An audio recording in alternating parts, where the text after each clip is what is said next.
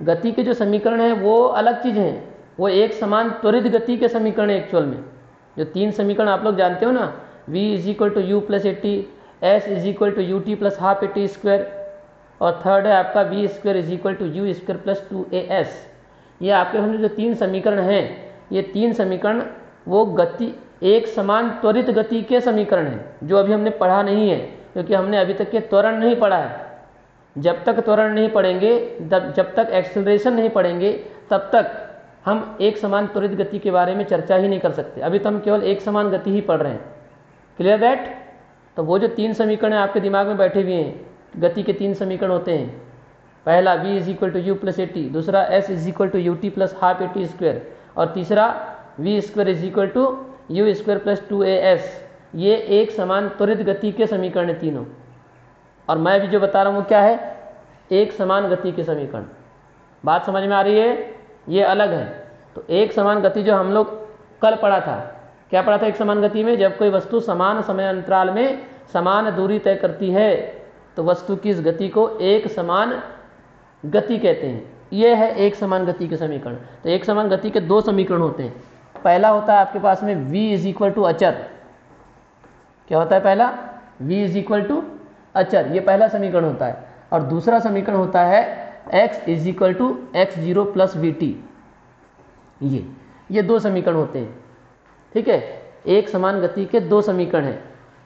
पहला है v = अनुकूल गायकवाड़ टू एवरीवन फिजिक्स का, ये क्या है? क्या हो गया अनुकूल? हाँ हाँ,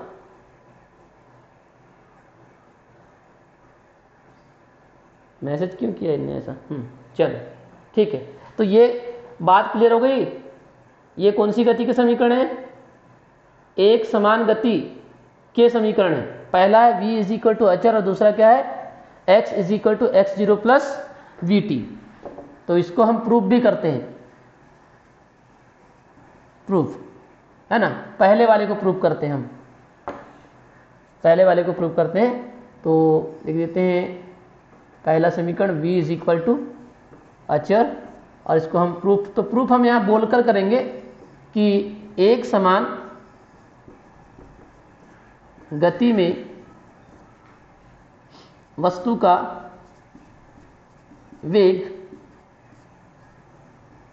वेग एक समान, अर्थात नियत रहता है, बदलता नहीं है। अतः v = क्या हो जाएगा? अचर। मतलब ये वेग का मान कैसा रहेगा? अचर रहेगा, नियत रहेगा। कल ही हमने चर्चा किया था, आपने देखा था कल एक समान वेग देखा था कि नहीं? एक समान गति जब मैंने आपको पढ़ाया था तो एक समान गति पढ़ाने के बाद में मैंने कौन सी परिभाषा दिया था? बताइए कौन सी परिभाषा दिया था? कौन सी दिया था? एक समान वेग की ही परिभाषा दिया था। और एक समान वेग की परिभाषा में हर बार v1 बराबर भी 5 ही आया था, v2 बराबर भी 5 ही आया था, v3 बराबर भी 5 आया था, v4 बराबर भी 5 ही आया था। मतलब वेग का मान वहाँ बदलता था क्या? बोलो, वेग का मान बदलता था क्या? नहीं बदलता था। और वेग का मान नहीं बदल रहा, इसका मतलब वेग कैसा होना चाहिए? एक समान, यानी नियत। नियत मतलब स्थिर, यानी वो बदल नहीं रहा है। इसलिए v बराबर क्या आएगा? अचर आएगा। बात समझ में आ गई? ठीक, यस और नो? तो इसको हम ऐसा बोलकर ही बताएंगे, एक समान गति में वस्तु का वेग कैसा रहता है? एक समान रहता है, अर्थात नियत रहता है, बदलता नहीं है। इसलिए वस्तु का वेग v = कितना हो जाएगा? अचर हो जाएगा। ठीक है, ये आपके पास में एक लाइन बोलकर हमने पहले समीकरण को सिद्ध कर दिया, v = अचर। दूसरा समीकरण होता है आपका, दूसरा समीकरण आपके पास में x = x0 + vt। ये वाला समीकरण सिद्ध करना है। तो इसको भी प्रूव करते हैं। तो माना कि कोई वस्तु एक समान वेग v से गति कर रही है। t = 0 समय पर, पहला समय क्या है आपका? 0, t इज इक्वल टू 0 समय पर, मतलब यहाँ पर आप स्टार्ट कर रहे हो गति को, तो उस समय आपका समय शून्य मान के चलेंगे। तो t इज इक्वल टू 0 समय पर वस्तु का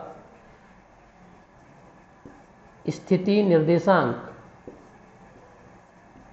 x0 तथा t is equal to t समय पर वस्तु का स्थिति निर्देशांक x है। तब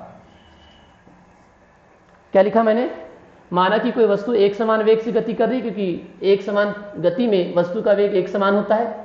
तो माना कि कोई वस्तु एक समान वेग v से गति कर रही है, t इज इक्वल टू 0 समय पर वस्तु का स्थिति निर्देशांक x0 तथा t is equal to t समय पर वस्तु का स्थिति निर्देशांक x है ना। मतलब प्रारंभिक स्थिति है आपकी x0 और अंतिम स्थिति क्या है आपकी x है। तब वेग बराबर क्या होता है बताइए, वेग बराबर क्या होता है,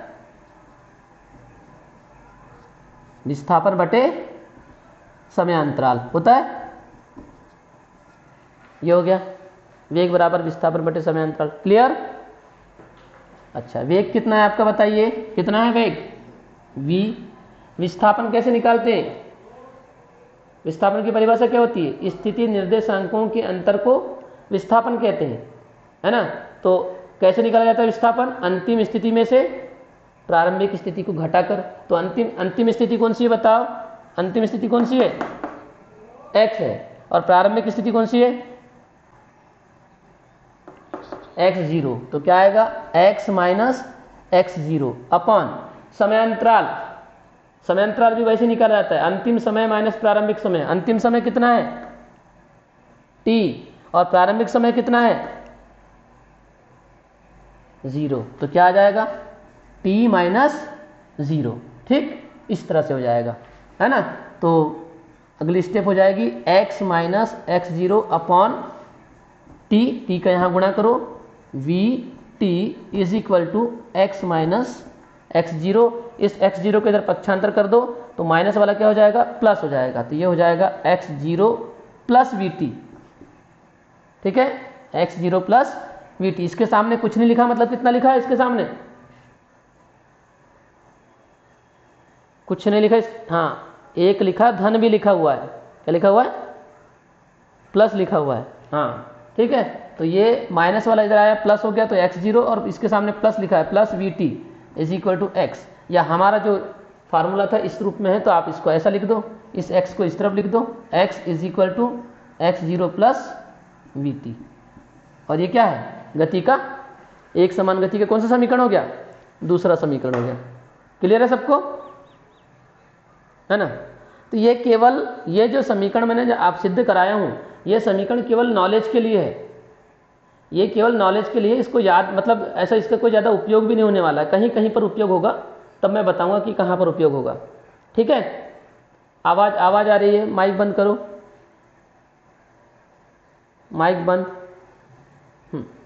ठीक।